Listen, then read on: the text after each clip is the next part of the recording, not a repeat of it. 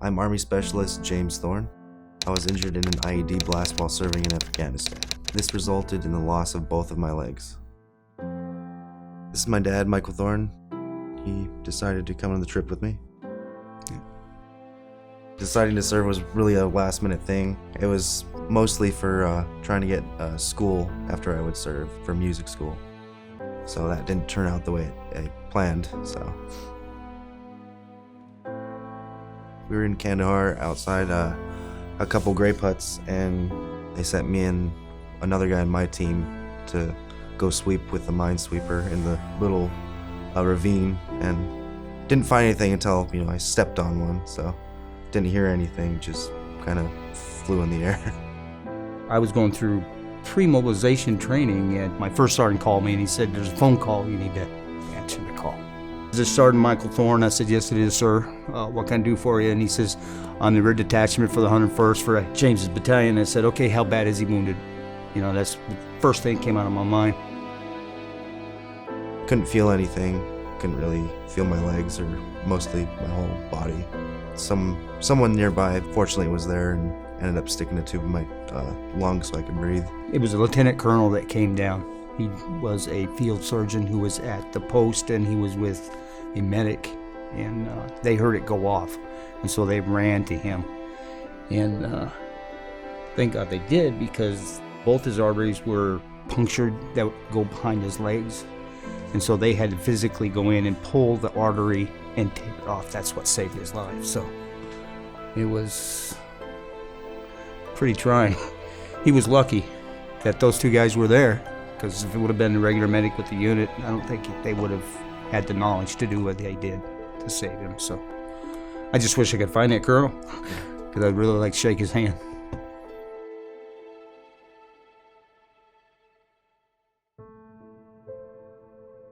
He did not look very good when he come off that plane, and the doctor was surprised. The colonel, he said, most boys that suffer those type of injuries don't make it to the States. He hasn't quit, just every step forward. And his attitude and his philosophy about the whole thing is, to me, he's a far better man than I ever could be. He is my inspiration. He's what keeps me going. I've been through the military, and I've been in the military for 34 years, so I can deal with that issues. But as a father, not being able to,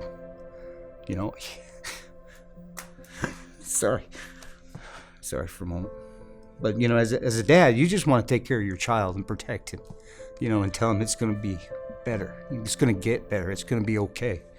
But, seeing your son going through the things that he had to go through, that was the hardest thing I've ever gone through in my life. And I couldn't leave him. So I stayed the whole time, practically. I was there. I just couldn't. I'm glad I did. My dad was the one person that I always remember there in the hospital whenever I was having surgery, or he was always there. He's done everything emotionally and really there. So it means a lot. Family. Yeah. It's all about family, so. Always. Homes for Our Troops is probably the most amazing organization I've ever come across. Homes for Our Troops was definitely amazing. The first time I heard about it was through a case manager quite a few years ago, and then it just popped in my mind. I was like, a house would be pretty cool. Current living situation, challenges. Looking back, I think I've kind of adapted to everything. Because at first, I wasn't able to really push myself in a chair. That was frustrating.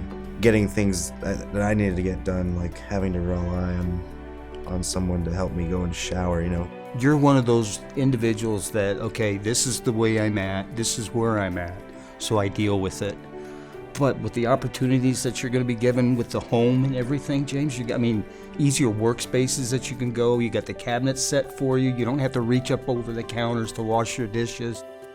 This kid, he can do a lot of things, and I think it'll give him that starting point where he can get his life back together again and go on.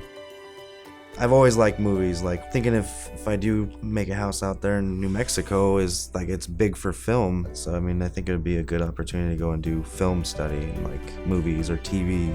I can see there'd be no stopping him in whatever he decides to do. I'm very pleased that he was given this opportunity to come to Homes for Our Troops. A down-to-earth, true organization. And I couldn't ask for anything better for my son than this.